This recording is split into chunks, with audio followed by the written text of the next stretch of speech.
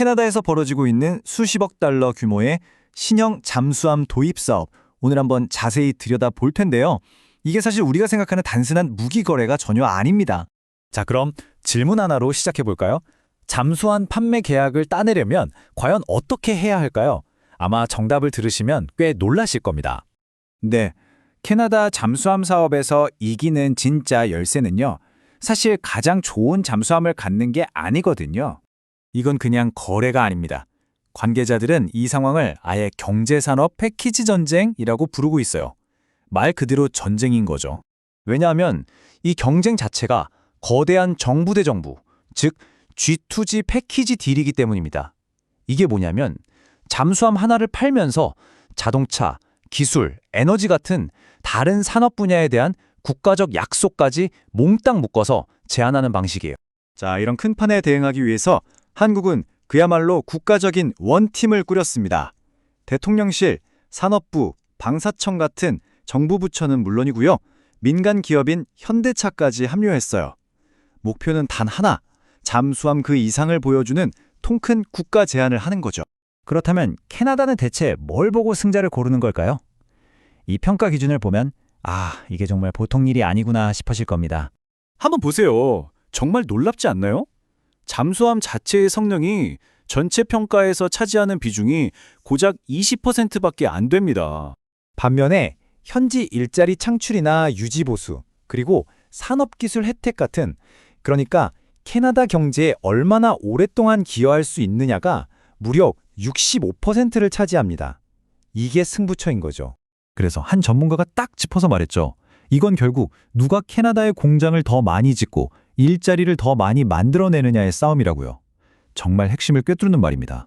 이런 구도 속에서 최종 후보인 한국의 하나오션과 독일의 TKMS가 정면으로 맞붙게 됐습니다. 두 거인의 대결이죠. 양 팀이 내건 핵심 카드, 바로 자동차 산업입니다. 한국은 현대차 신규 공장이나 전기차 배터리 공급망 구축을 제안했고요. 독일은 이미 캐나다에 있는 폭스바겐 공장에 추가로 투자하겠다고 맞불을 놨습니다. 자동차뿐만이 아니에요. 기술과 에너지 분야에서도 각자 다른 강점을 내세우고 있습니다. 한국은 LNG 운반선 발주랑 북극 자원계과 협력을, 독일은 캐나다의 유망한 AI 기업 코히어와 손을 잡고 현지 기술 생태계를 파고드는 전략을 쓰고 있죠. 이걸 보면 두 나라의 전략이 확연히 다르죠. 한국은 납기일은 반드시 지킨다는 것과 정부의 확실한 금융 지원을 강점으로 내세우고 있고요.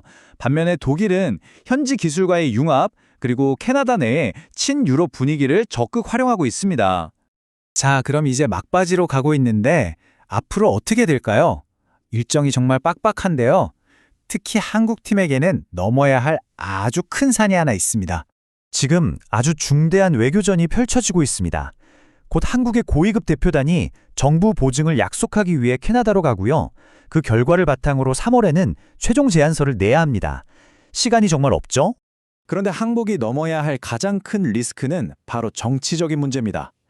최근 캐나다가 유럽의 방산 지원 프로그램인 SAFE에 가입했거든요.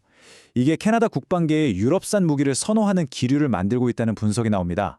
자, 그럼 한 발짝 물러서서 이 치열한 경쟁이 우리에게 시사하는 바가 뭔지 한번 생각해보죠.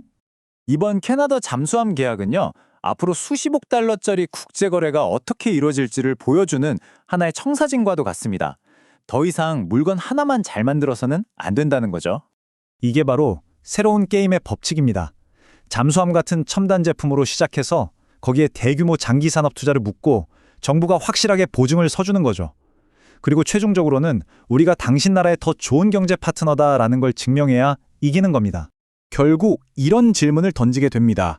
모든 걸 다 거는 이런 패키지들이 앞으로 전 세계 무역과 외교의 새로운 표준이 되는 건 아닐까요? 어쩌면 우리는 지금 그 거대한 변화의 시작을 보고 있는지도 모릅니다.